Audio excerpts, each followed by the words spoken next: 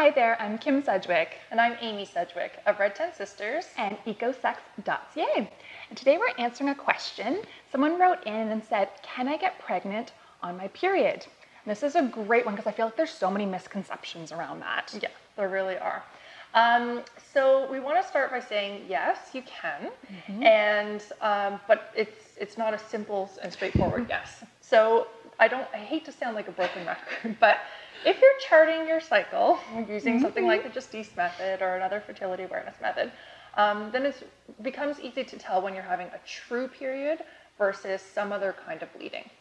So when we teach in the Just East method, for the first 3 months when we're teaching women how to chart, we always tell them to consider any bleeding to be fertile. And the reason for that is twofold. So the first one is that a lot of women have breakthrough bleeding or bleeding that occurs at times in your cycle when you are actually fertile. So sometimes women are ovulating and they experience some bleeding at that time. So if you're not charting your cycle, you don't know the difference between a true menstrual bleed and a breakthrough bleed, you might mistakenly think that you're on your period when in fact you're ovulating. And ovulation is the time of like peak fertility, right? When you can actually conceive.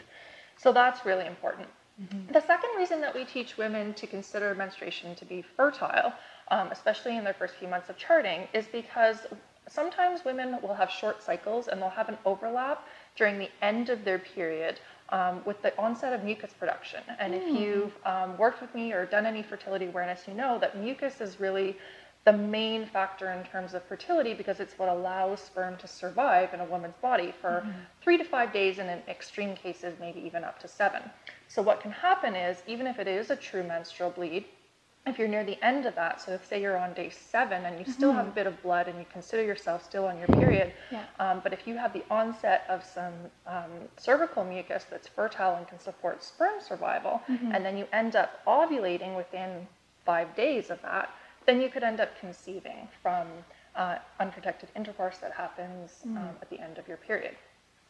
Over time, once women have been charting for a long time, we do tell you that you can consider the first 3 days or so a true period to be infertile.